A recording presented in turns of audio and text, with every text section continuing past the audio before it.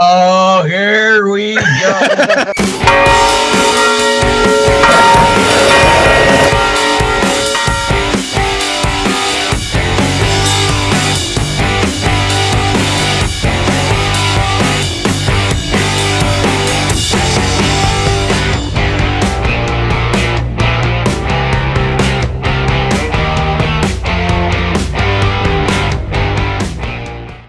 Well, it's great to be back in East Texas. My name is Chris Martin. I'm the third Rome boy, and in that order. I hope you know you can laugh in church. Thanks for laughing. So I am going to make you feel uncomfortable a little bit, okay? Conflict already. I need you all to stand up, if you can. You guys don't have to go anywhere. But the rest of you, come to the center of the church in the aisle and fill up all the front rows, please. If you have to leave early or something like that, no one's going to judge you. Or if you just don't like my talk, I completely understand. You guys are pretty close, that's good. Thank you for participating. Okay, for those of you who are up here, you can sit down. For those of you that are leaving, have a good night.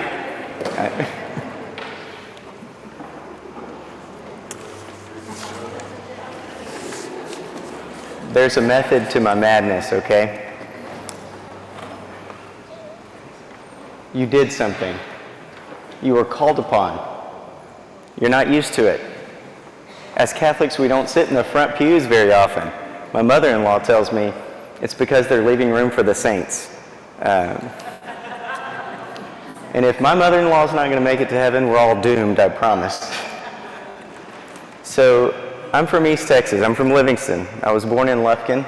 I live in San Angelo with my beautiful, amazing, wonderful wife and our 6 daughters.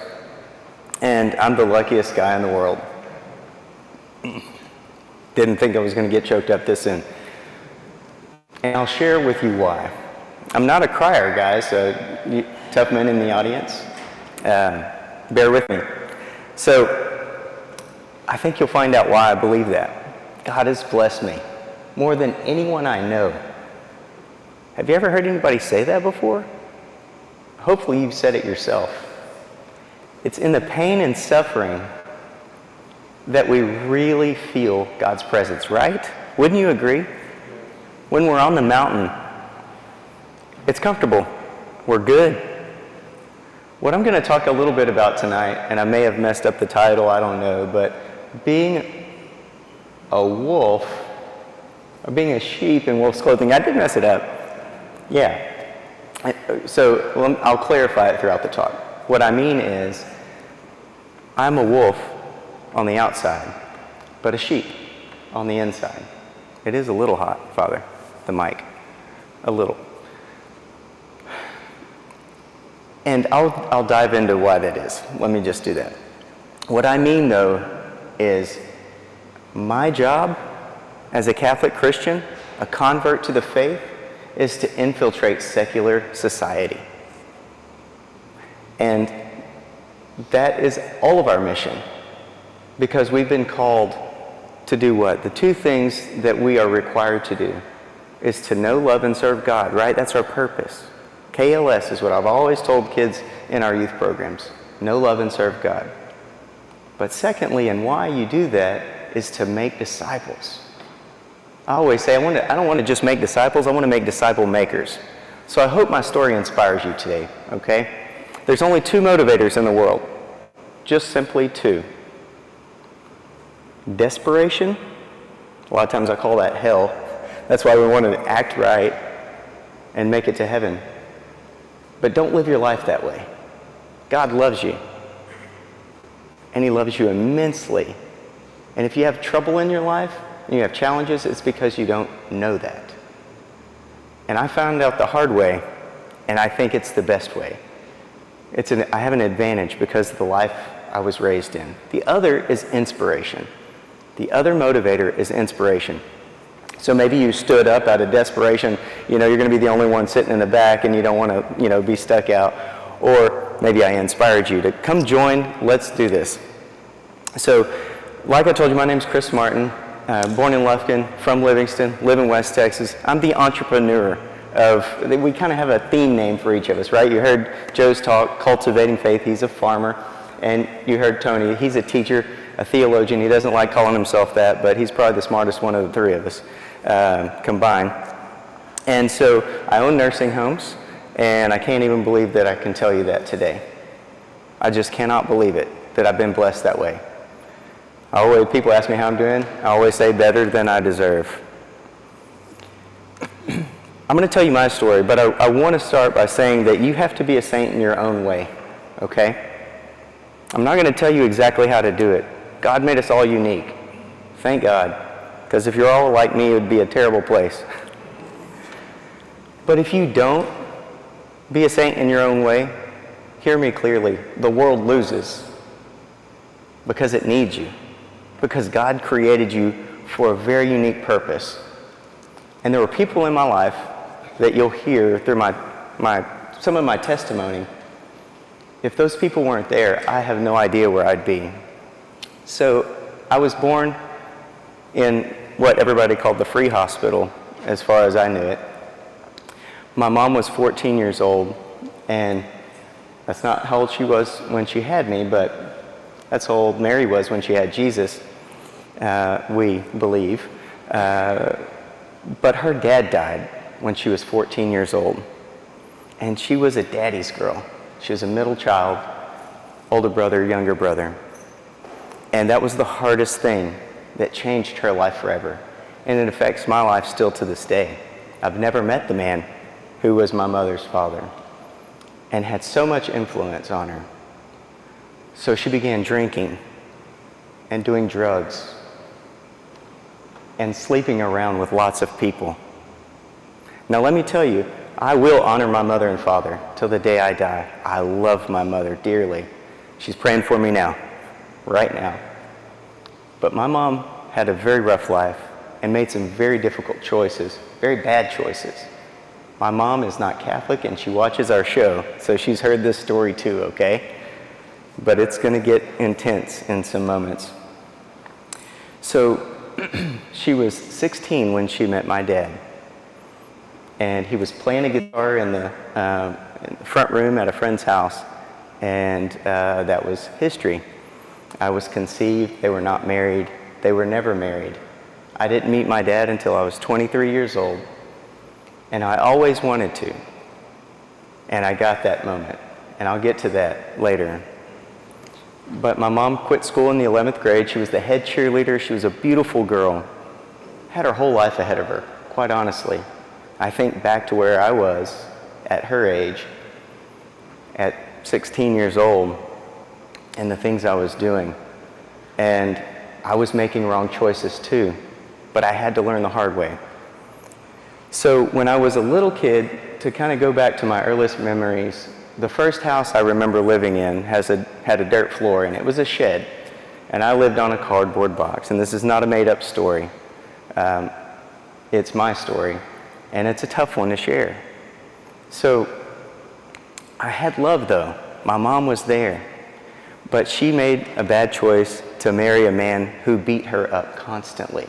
Broke her femur. He kicked her leg so hard. 2 black eyes. I mean, this was a constant thing in my household. This is what I was raised with. And this is a man who I called Dad because I didn't know my real father. And he was there, but he wasn't a father to me. It was a terrible childhood in the sense of I didn't have what I saw other people had, which is a loving family. But I was a kid. I didn't know any different, really. It's just what I knew. So I have 2 half-brothers, same mom, different dad. And I remember at night just holding my hands and my arms over their ears because my stepdad, Daryl is his name, would be beating my mother in the next room. I'm not just doing this for shock factor, you guys. You need to know why I believe I'm the luckiest man in the world and why I believe that I'm a sheep in wolf's clothing. So as time went on, I'm a little kid. I remember being left in a crack house, and a pit bull bit a big hole in my cheek, and somebody took me away from my family, because that was just the last straw. They couldn't see me go through this anymore. The things that I've seen, the eyes, Father, like you said in the homily today, and blessed are the pure of heart, for they shall see God. My little child heart, I knew that I was protected. And I didn't go to church. My family didn't go to church. But I always could see the positive side of everything. And to this day, it's the same way. No matter how bad I, mess up this talk, I'm going to look at the positive side of it. Because I just hope I inspire one of you to get out there, get up and do something about your faith. So I went from house to house to house. I don't know how many homes I lived in. I don't know all the names of the people that I lived with when I was a kid. But I learned so much from each and every household that I was a part of. And it gave me a great breadth of diversity. Diversity of understanding people. And that's a challenge, isn't it? So often we're selfish and we want people to understand us. Excuse me. It's St. Francis. Seek not to be understood, but to understand. And so in this world, that is what I believe my job is. So when I say to be a sheep in wolf's clothing, on the outside, I look like everybody else, I think. I just feel like a normal person in a sense. And I'm out in the world in a secular job, but I bring God everywhere I go. And I'm not always overt and outward about it. And I think for me, in my calling, that is absolutely key. Let me get back to my testimony a little bit before I get too far down my page. So in learning all different walks of life and seeing hope in other families, I carried that hope with me, and I always wanted it. I had a desire to always want to have a mom and a dad who loved me. You can imagine, I'm sure. So I had this desire to know who my dad was. But one day, in third grade, I made friends with a guy named Adam Ott, one of my best friends at the time. And his mom showed me who Jesus is. And they're a Baptist family. They live in Livingston still to this day. Just good Christian people. That was one of those families who almost adopted me and showed me that church on Sunday was important and reading the Bible was important. I had no idea who Jesus was before this. And so I went to my mom and I said, I want to know more about Jesus. What do I do? She didn't have an answer. So she went to the only man she knew. My stepdad was building fence for him, and his name is Wayne Harris. And he said, bring him to church. So I came to church at Forest Branch Baptist Church in Livingston, Texas, right off the bypass, 59. And I remember walking up to the front in the altar call and giving my life to Christ. I was 10 years old. 10 years old. April 20th, 1992. I usually bring my Bible, and in RCIA class I bring it every time as a convert to show people my King James Bible that has Wayne Harris's inscription in it. And the date. That date is so important to me. I was baptized in a Trinitarian baptism. And from that moment, I felt so mature in who I was in many senses of my life, because I didn't have the confidence that other people had, because I didn't have the family to back me up. I felt lost. Little did I know when I was 10 years old, nor my mother, that Wayne Harris, at that time in 1992, lived right next door to my biological father, who no one knew was my dad. When people asked my mom who my dad was, she said, I don't know. When people who were her friends asked her about certain people, she said, that's a possibility. That's a possibility. We lived in the same town. The man who brought me to church and gave me the Bible that I still have to this day, lived right next door to my biological father. Pretty cool story, right? Thanks. I think so too. So I didn't find this out until much later when I went to my dad's house for the first time. And my dad told me who lived next door to him. And when he said those two words, Wayne Harris, my heart just melted in my chest. It was the same feeling that I had two other times. One when I met my dad, my biological father, just the greatest feeling of God's presence in my life. The other time was when I was 18 years old and I was standing out in a field down in West Columbia, Texas, Angleton, Freeport, Southeast Texas. And I was at a party, lots of people, loud music, drinking. And I remember going out in the middle of this field and looking up, and the stars were just as bright as I'd ever seen them. And I was by myself, and I wasn't into what was going on. Not that I was perfect, I made plenty of mistakes. But I remember looking up at the stars and saying, God, why won't you show me who my Father is? And he instantly said to me, I am your Father. I am all that you need. I'll never forget it. Never. My heart melted in my chest. It was one of those other times where I knew God was with me and he was speaking the truth, and it gave me one more boost of confidence. We all lack confidence as teenagers and little kids, even as adults. I tell you, I lacked confidence before I came behind this podium this evening.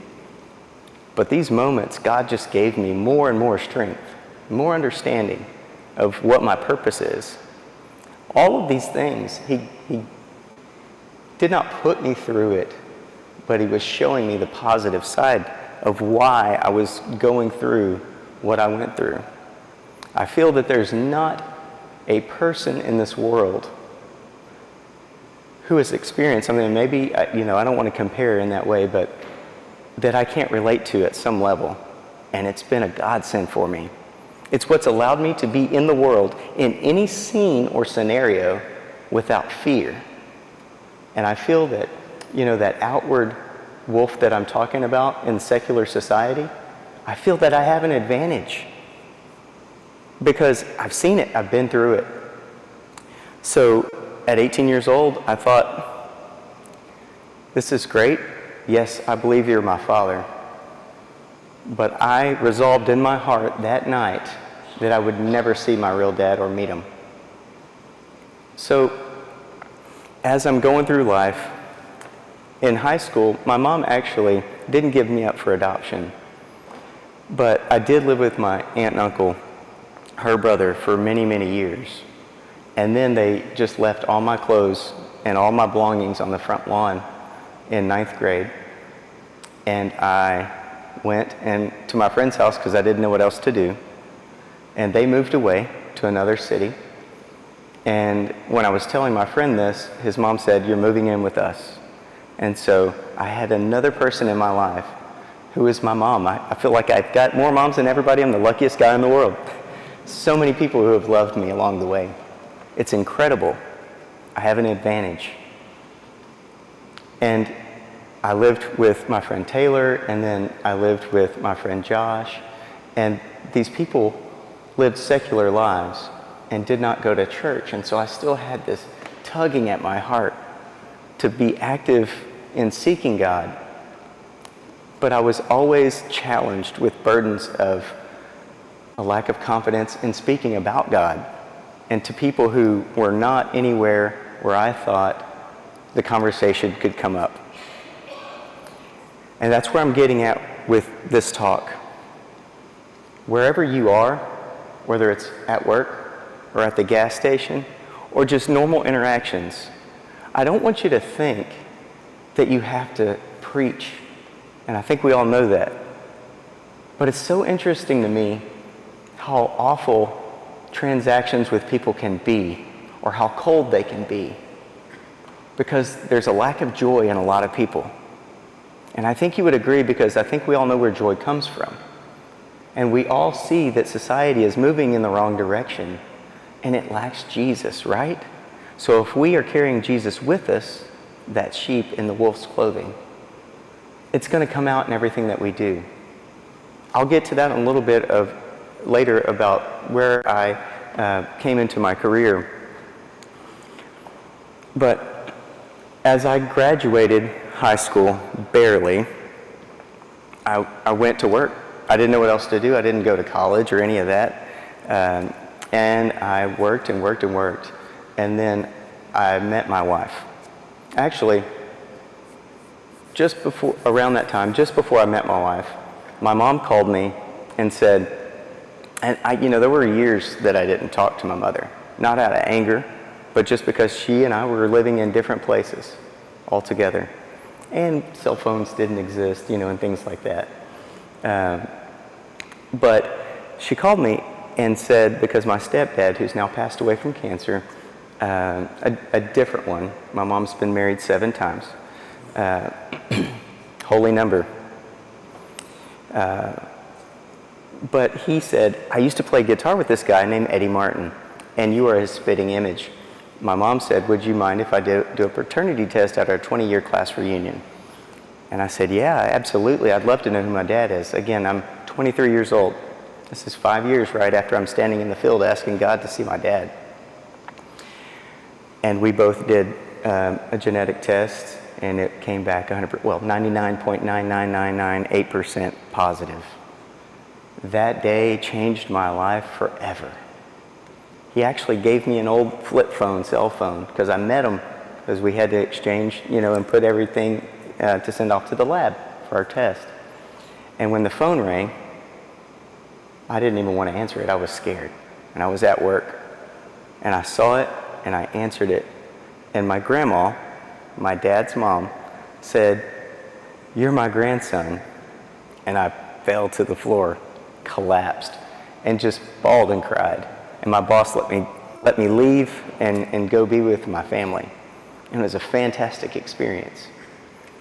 And shortly after that, a friend of mine passed away in the military. And my dad's dad, my grandfather, they're Episcopalian. And so they took me, we went to the funeral service at the Episcopal Church in Livingston, and I had never experienced anything liturgical before. And I was blown away by the experience.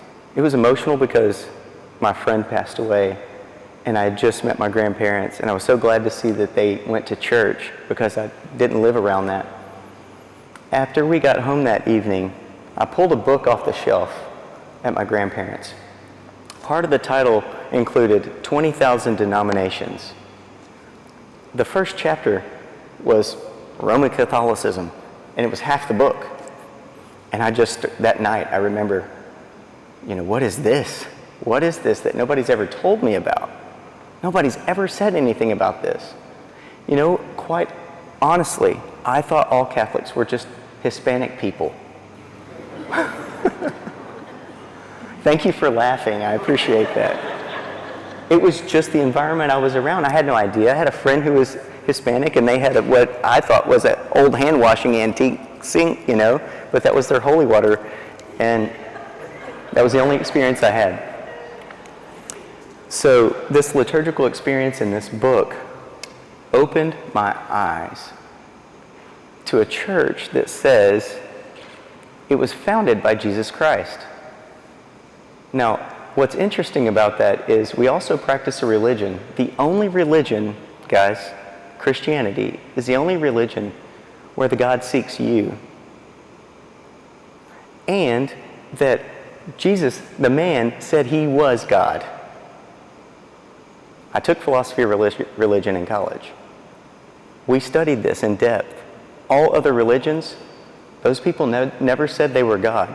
If they did, and it was David Koresh or someone like that, well, we know Lord, liar, or lunatic, right? These people are one of those three. We have to make a choice, just like we do for Jesus. He either is who he says he is, Lord, or he's a very good liar, and he's convinced the world more than anybody else, or he's a lunatic, and he's off his rocker, which I think we all know there's enough evidence to prove otherwise. So this church that said it was founded by Jesus Christ, my magisterium was my own interpretation. 2 Peter says that ain't right. You cannot interpret the Bible for yourself. It is not up for interpretation. So I was lost as a ball in tall weeds when I was reading the good book because I didn't understand. And I didn't have somebody there that I could trust to break it down for me because there was always selfish motivation, which is those pastors. I'm not saying they're bad, but they said things like, we're the only right church and everybody else has fallen away. Central Baptist. Chris Osborne, the pastor, is the last time I ever went. He said those words. And I had been reading this book about Jesus founding the Catholic Church. So this is part of my conversion story. And about this time, after meeting my dad and meeting the Catholic Church, through my dad, quite honestly, because of the liturgy of the Episcopal Church, it just, it was just something that kicked me right through the door. The history got me. Jesus got me. The crucifixion and the passion got me because those things were not really talked about much in the churches that I went to. So my life was changing rapidly. It was great. It was a great time. One of the best times of my life. I was talking with the seminarians and I just felt myself lighting up talking about living in College Station and hanging around all these great people who are now like Bishop Mike Siss and Bishop David Conderla. These are the people that I went to confession to when I first became a Catholic. I have an advantage. College Station produces, and this isn't a vote for A&M, I'm just telling you, College Station, Texas A&M, St. Mary's produces more priests than anywhere else in the country. Little did I know, the only TV channel I got, which came out of Bryan, Texas, was, pumping out Roman Catholicism. And that's where I got to be saturated and covered with the faith. I moved to College Station, and I was driving the church bus for Central Baptist.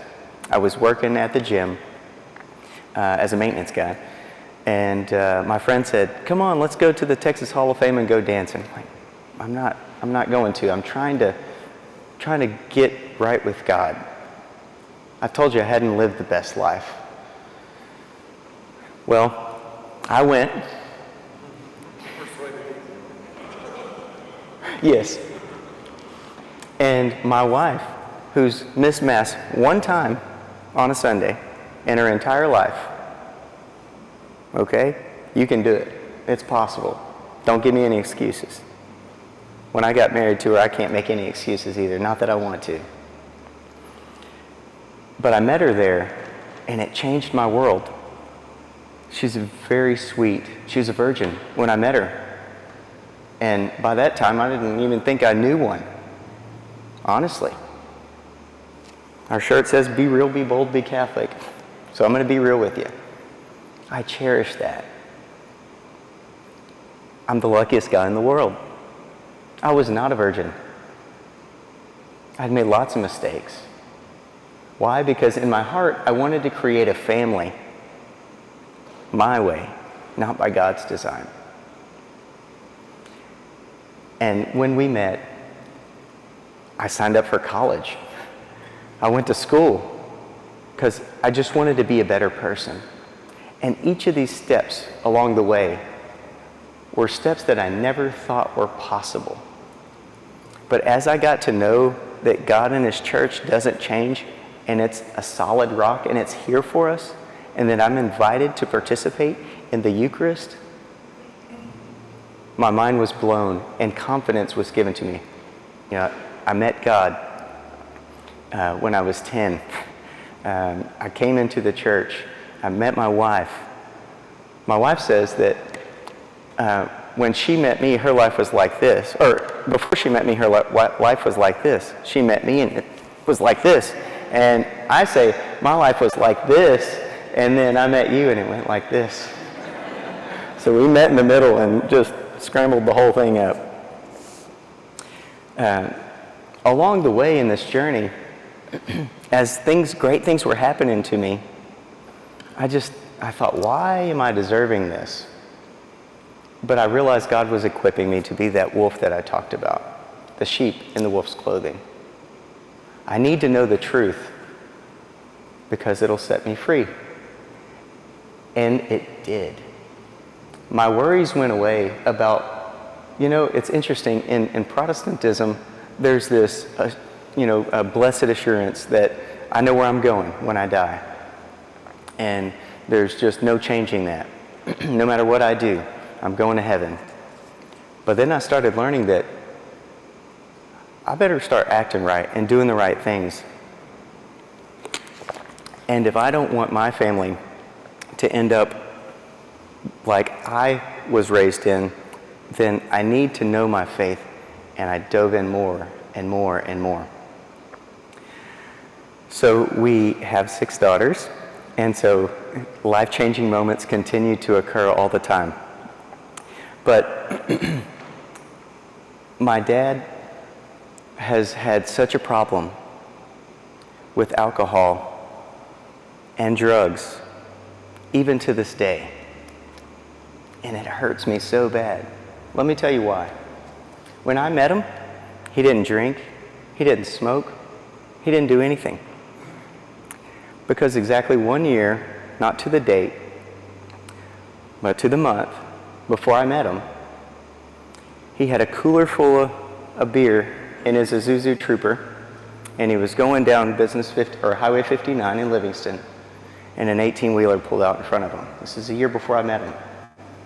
He was going 75 miles an hour, and it took the top right off of it. My dad, and I'm standing right here before the altar and God himself, my dad is only one of 2 known survivors of decapitation. Can you believe it? I'm the luckiest guy in the world. So you may not believe it, but it's true. They actually flew him to Tyler, and that's where they saved his life, in a Catholic hospital.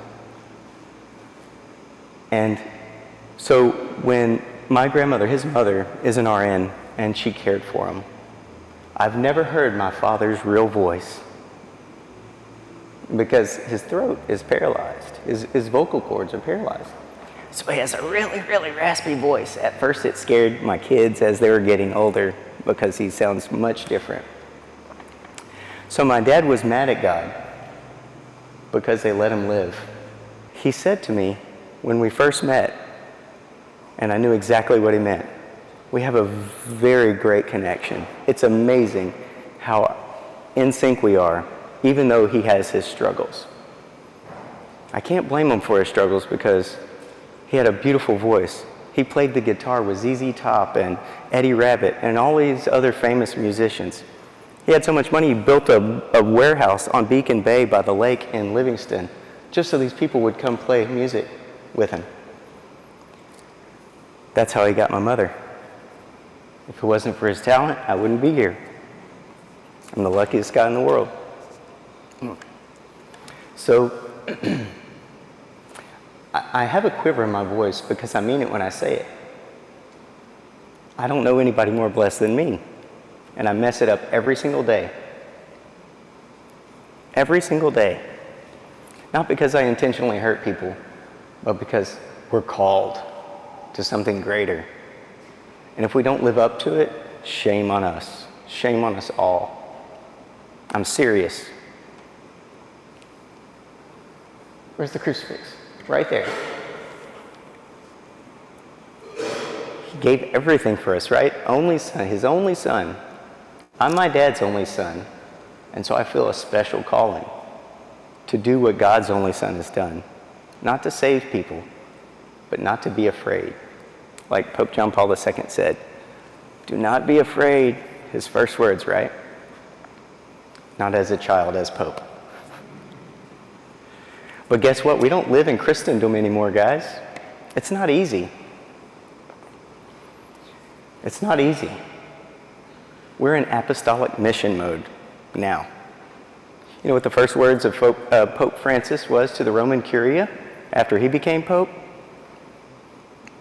3 words. Christendom is dead. You feel it. Turn on the TV. What do you see? Don't say it out loud.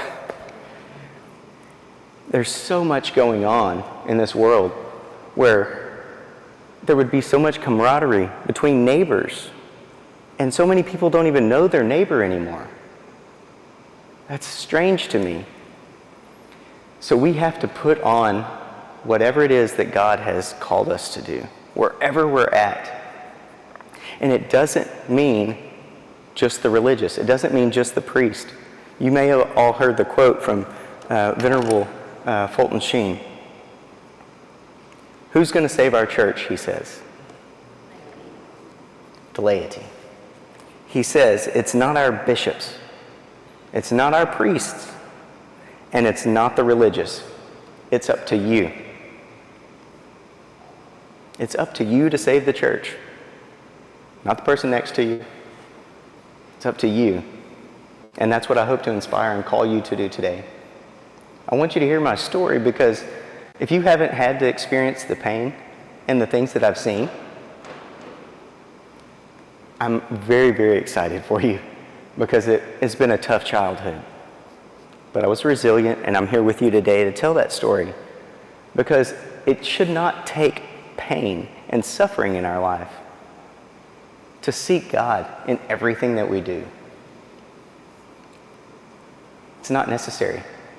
And so how do we do that without, somebody poking us to move us along, to remind us? Two motivators: inspiration and desperation. I say choose the first. Be inspired and inspire others. Bring joy. We have a family mission.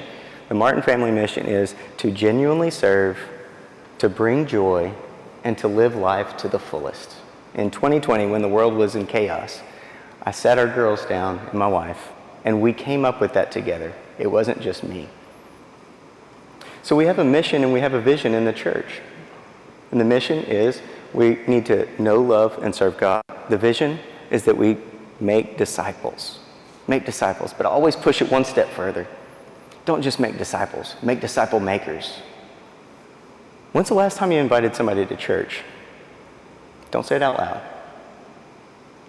Let it resonate. Why not? We gave our parish mission talk at Advent, and we surrounded it with pushing everyone in our parish. Great turnout, lots of men. It was unexpected. And we told them over and over and over, invite people, you guys. But let me tell you why we don't often. Because Catholicism is difficult to understand. It feels different than going to a Protestant church. It's not hospitable or inviting. In the book Rebuilt, if you've not read the book, I highly recommend it. Father Michael White and Tom Corcoran put together this great book on how we should do a better job of inviting people. They actually went to Rick Warren's church, the Purpose-Driven Life author, Saddleback. They didn't even know who he was. The only two Catholic priests out of 600 people, and they were inspired. And what they realized is we're stuck in these ministries that are siloed. And it's great that we do this in the church. But what are we doing outside the church? And then that buffer between those people who we may not normally be around in our society, wouldn't you say they need Jesus? How are you going to close that gap? The calling that's been placed on my heart is that I'm a wolf in sheep's clothing. Let me explain that to you, what that means for me. I was a very poor kid. Never thought I'd go to college. Only person in my family to go to college. God blew my mind whenever I graduated. I just couldn't believe it. Every day I pinch myself because I'm the luckiest guy in the world. I own nursing homes. I don't have to work another day in my life. I'm not bragging to you guys. You see how much I love Jesus. I can't believe it. I cannot believe it. And you know what I think happened? All of those hard years made me appreciate everything that I have. Everything. if it meant that I cleaned my shoes because my meemaw was the only person who could afford to buy me tennis shoes to go to school, I had the whitest, cleanest sneakers. And I wore them for 3 or 4 years, however long my foot would fit in them. I appreciated everything. And I think we've lost that. We take advantage of the things we have. We take advantage of the truth and of the church. This church is beautiful, you guys. We should be super excited to fill these pews every Sunday. I had you all stand up for a reason and come to the front, which is, if someone asks you to do something, one being God, statistics have proven over and over that the longer you wait to say yes, the less likely you are to do it. You guys, I was watching. You stood up quickly and you walked. Because if you're just going to sit there and look at me, I'm like, oh, this is going south pretty quick. But you did. You got up and you did something. And I commend you for it. Simple thing. But you've got to come up with a way to figure out that buffer between outside and inside. So what's interesting about Jesus is the people who loved Jesus were nothing like Jesus. You understand what I'm saying? The people who loved Jesus were nothing like him. That's who we need to call into our churches. We need to call everyone. We need to invite everyone. But how are you in your normal everyday life going to reach out to somebody who needs your hand? You know, those people in my life that brought me into their home, I can't tell you the number of people, and I remember waking up in a strange house with a strange person, and they gave me my backpack and sent me to school. That person did something. They took me in. I'm here because of it. The person that took me from the crack house with a hole in my cheek, took me to the hospital. How was that good person in such a bad place? Right? Every day in our work life, I work in the nursing home. I'm a nursing home administrator. And for so long, I never wanted anybody to see that I had nice things. And the reason is because Daryl, my stepdad, always told me that rich people are bad. They're just bad. But money is amoral, right? It has neither good nor bad morals. It has no morals at all. It's the beholder. So I want you to get it out of your head that there's a separation at any level, any station in your life, okay? That person behind the counter whose hair is pink and green and has earrings with holes in them, that you can't talk to that person and you can't reach them. So in the nursing home, I'm a leader, and I work with staff at all stations in life, certified nurse aides and housekeepers.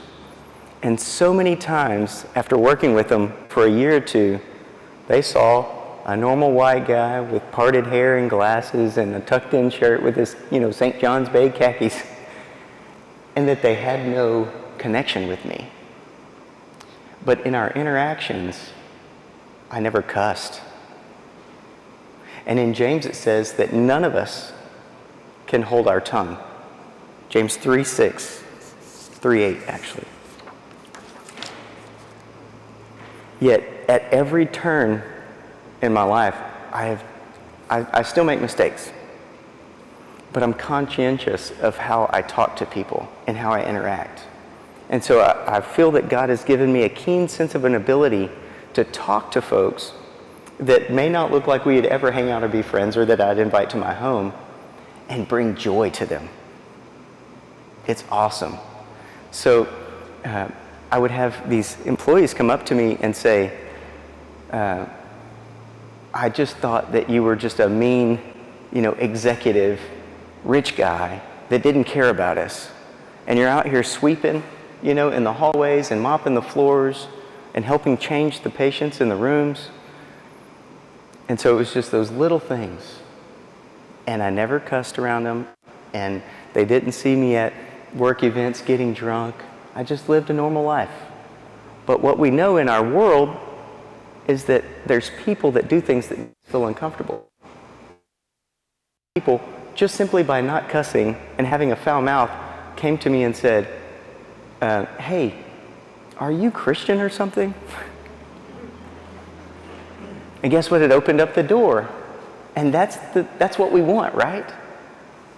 But we're not going to have these conversations if we don't have what they want.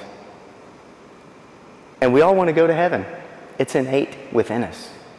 God built us for that greatness, to be with Him. We're all called to be a saint, right? We're all called to go to heaven. So I want you to spend time reflecting and thinking about how you can cross the chasm, how you can cross boundaries like Jesus did. He set people's hearts ablaze. Are we Pharisees? Are we?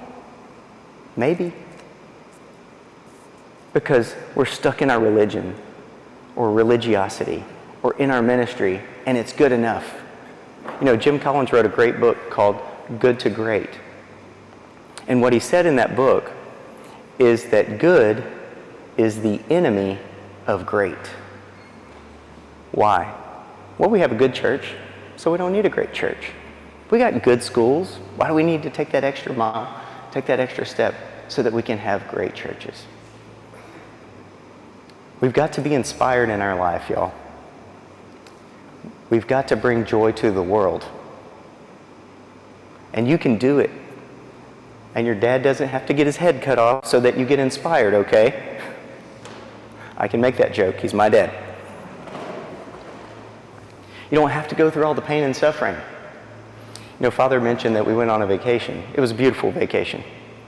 Second time only since I've been married in 14 years I was able to leave without my kids. I love taking my kids. And I yearned to have them there every day when I was gone. But what I saw was abject poverty all around me on the island. And I stayed in a beautiful Sandals resort. And the people that were serving me, I saw where they lived. And I got to know who they were. And I had real conversations with them. And they waited on me hand and foot. And I said, no, I'm rubbing your feet next. You know, not that they rubbed mine, but you see people in different places. All you have to do is be loving and joyful. God is love. And if you are His temple and He's inside of you, He's in your heart, then you have all the tools you need. You just need to figure out how you're going to share it. Now I'm beating you up pretty good. And you guys have been extremely hospitable. Joe and Tony called me before I was able to make it here today and just said how warm and welcoming you are. And that relieved some of my nerves because I had to get up and speak in front of you. So thank you for your hospitality. Thank you for what you do. Why I mean that? Because if it weren't for you guys being Catholic and coming to Mass every Sunday and being in those ministries, who else was going to do it? Where else was I going to go? To whom else should I go, Lord? Right? So I want you to know that while I'm beating you up, I thank you so much for sticking strong to your faith. Thank you for being here tonight. I'm not quite closing it down just yet, as much as you may want me to. I gotta watch. It works. But I just can't thank you enough. Not just for being here, but it shows me so much about who you are. And it means that you want to be filled up with something. And quite honestly, I think what it is joy. We all seek the joy that God provides for us. So here's what's tough about the message. I'm going to say a few things. If somebody says I'm gay, God loves you, and He wants a relationship with you. Somebody's an alcoholic, God loves you, and He wants a relationship with you. Right? You know, I think that we find it so difficult to accept God's love first. On an airplane, what do? When you get in a turbulence or whatever, the oxygen falls, you put it on yourself first, right? and then you help the person beside you. So you got to get yourself right, and you got to be ready. You got to get out there in this apostolic mission that we live in. We don't live in Christendom anymore. And I believe that Venerable Sheen is right, that we will save the church. That's what Rome Boys is trying to help with. We're trying to help you guys. Not just by being here, but by being on the other side of the state of Texas and meeting on weekends and filming at Joe's house in what we call the upper room.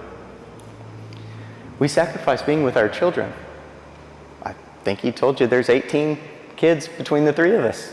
You know, I should say 6 of us with our wives, but the 3 grown boys. You got to make sacrifices in your life to get out and meet the people where they are, because that's what Jesus did. Where are the kids at nowadays?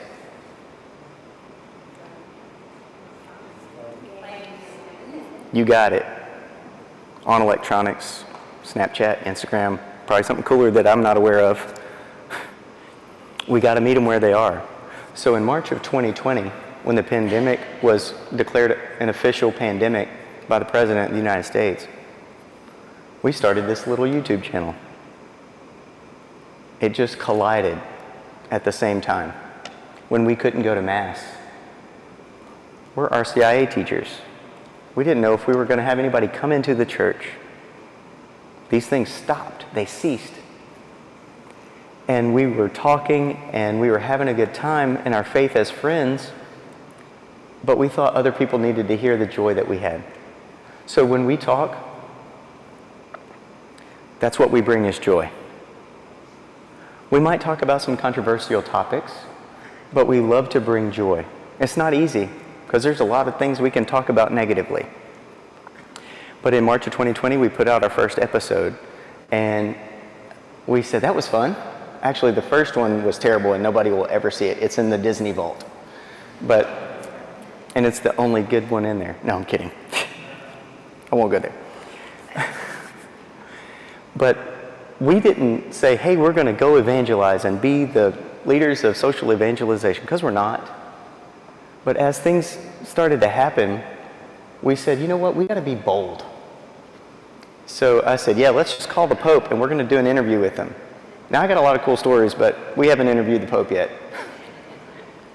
But people like Scott Hahn came onto our show and we interviewed him. It's fantastic. Wonderful, wonderful man. John Martinoni and Father Larry Richards and Steve Ray, Father Mitch Pacwa at EWTN. In a couple weeks, we'll be on Life on the Rock on EWTN. We would have never thought that this is possible. And let me tell you, all those names to me, those are like the Hall of Famers. In the Catholic world that I grew up in, as I was flipping through pages and just consuming what is Catholicism in my conversion, these people were blowing my mind with information. And they did it in such a joyful way. We got to hang out with Chris Stefanik, and I could go on and on. And I always think, like, little old me, if these people just knew who I was, and where I came from, never would have thought it's possible. But God loves you greatly. And good is the enemy of great. You want to be a good person?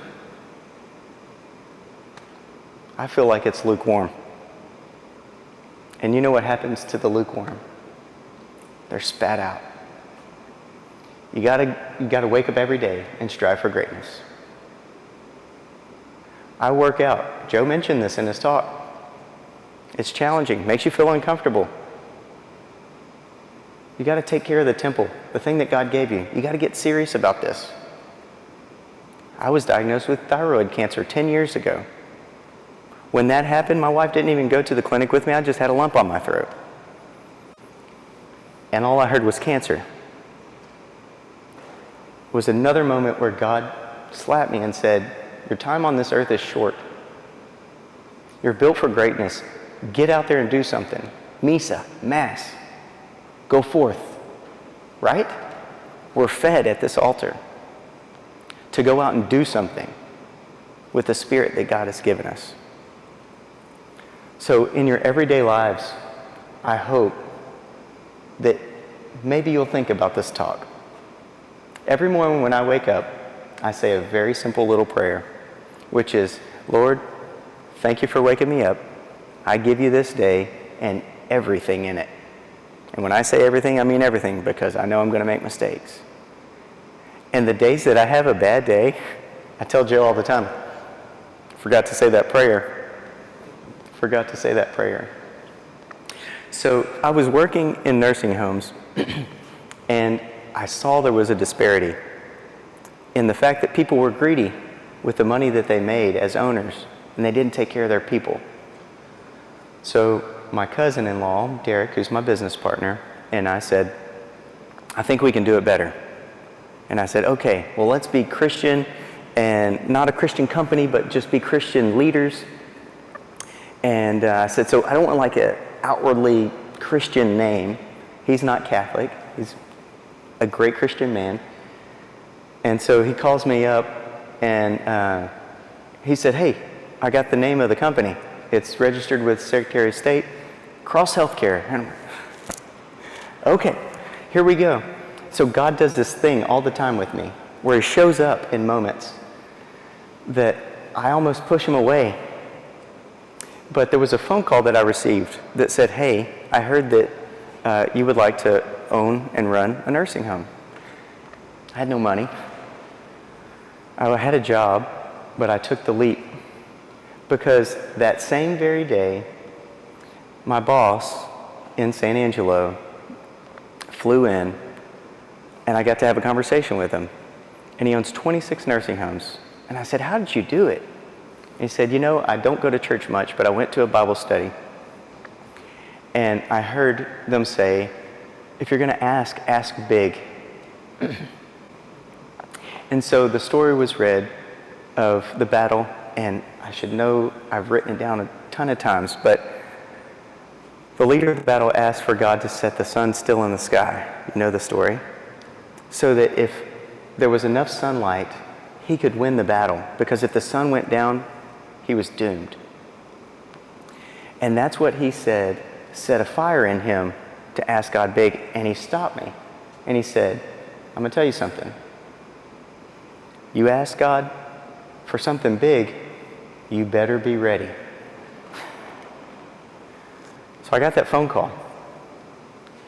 And Josh Kilgore, who I owe so much thanks to, lives in Fort Smith, Arkansas, who I had dinner with last night in a meeting. He said, why should I pick you?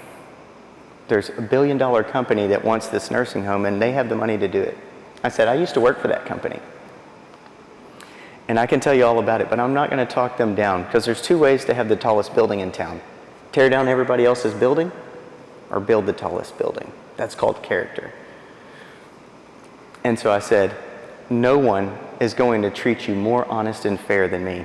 I'm a Christian man, I'm Catholic, and I will make sure that whatever it is that needs to be done will get done. My family will eat rice and beans. We will sacrifice. And how could I tell them in just a moment who I was through my testimony, although I wasn't going to go there, to let them know that I'm a man of God and you can trust me. But just simply through my short conversation, he told me last night, he said, that was one of the most inspirational moments I've had in dealing with any operator in nursing homes. And he trusts me, and he's bought more nursing homes, the real estate, and I own the business. And so we take over another one on August 1st. I tell you this why. Because when we got into the whole transaction, I told you I had no money. Money showed up. I don't have any debt. It's unheard of. When I should have, he said you have till 5 o'clock on Friday to get these things done. I needed to have the bank write me a letter to say that I had the wherewithal to do this. He called me and said, it's 5 o'clock. But I've never worked with somebody who is so respectful and hardworking and honest than you. And he works with the largest operators in the country. So I'm going to give you another chance. And this isn't just my grace. I want to do business with you. And so our business has grown and grown. This is the 11th hour when I thought it was doomed. So God's going to show up in your life, and he's going to do great things if you only will ask him. What's interesting, Joe, is that every time I've stood up here and given a talk, somebody's had a B shirt on. In 2020, this is a God moment. And I'm going to wrap it up quickly, okay? I know we're 3 minutes past. In 2020, I was on my tractor. And lo and behold, it was a Sunday, but I wasn't working, I was just piddling. And I bumped an old house, and it fell, and I was covered with bees from head to toe. Head to toe. I jumped off the tractor. I jumped in my truck. I ran across the field. The door wouldn't shut. Never had that problem before. The cab was swarmed. I had them in my ears, my eyes, my nose, my mouth. And I was yelling and thrashing because I knew at that moment that I was in a life or death situation. And 2020 was a rough year. But I was yelling and I started cussing because I was scared. I thought I was going to die. And I heard a voice, and it was God saying, stop cussing, have faith, and believe in me. And I'm sure it was the anaphylactic shock and all of this, but I felt no pain instantly. I got out of the truck and I ran, covered in bees. I ran over a half a mile. About a quarter of the way there, I fell because I couldn't breathe and I couldn't see. I was like looking through coffee stir straws. It was the smallest pressured vision I've ever had. And when I was falling, I heard Willie Nelson in my head. Angel flying too close to the ground. If I would not have fallen, I would not have found you. And I remember in that moment that if I don't get up, I'm going to die right here. And my wife was 2 weeks away from having Helen, our youngest daughter. And I got up and I made it across the road the rest of the way, like I said, a half mile. And there was another moment where I knew that I should have died that day, but God absolutely saved me. Because even though I was thrashing and swearing, God spoke to me even in that moment. So you don't have to be perfect for God to call you. The things that happened that day were miraculous. So they gave me an EpiPen. They took me to the hospital, and they said if they hadn't have done that, I'd be dead. I'm the luckiest guy in the world, y'all. I've got 6 beautiful daughters, and they're the greatest kids in the world. The oldest is 13, the youngest is almost 2. So it doesn't matter where you come from. God only cares where you're going, right? Have I inspired anybody tonight? Please raise your hand, even if you're lying. Don't lie in church. I hope that what I've shared with you is not just the story of my life, but it's the story of a lot of people around us. Because we all have a story. We all have a challenge in our life. What did Jesus do? He told stories. The faith was carried on in stories. So I encourage you, tell people your story. Don't be afraid. Just tell people your story. At our parish mission, there was a lady that came up, and she's just the perfect dressed lady. I think she's 80 years old. I mean, perfect makeup, perfect hair, perfect clothes, always. It's like I only see her on Sundays, but still. And she came up to me and said, we have the exact same story. I would have never, ever envisioned this lady to have the same story as me. You never know what somebody's going through, you know? So please, please, please, wake up with joy in your heart. Tomorrow is exciting for us because we get to talk about the things that are going right in the church. Seen any shows about that lately? Probably not, right? Heard it on the radio? Probably not. There's a lot of stuff going right with the church. And I hope that this parish is set on fire and that you guys set a model for the country and the world. And you've got the people to do it. I'm serious.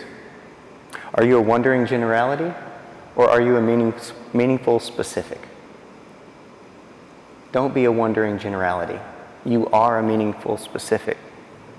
Jim Rohn says that ships were made for sailing. If they don't, they collect barnacles in the harbor. Planes were made for flying. If they don't, they fall apart.